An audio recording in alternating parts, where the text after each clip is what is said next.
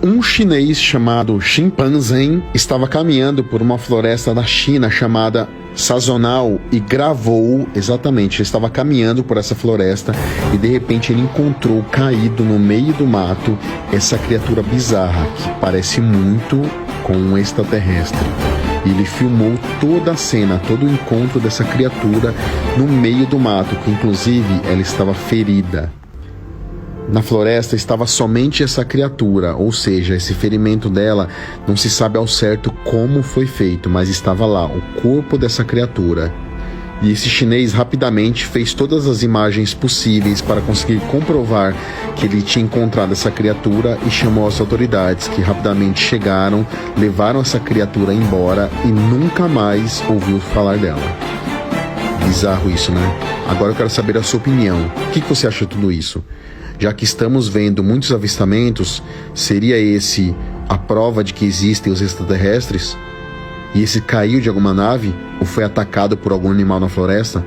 O que você acha disso? Coloca nos comentários.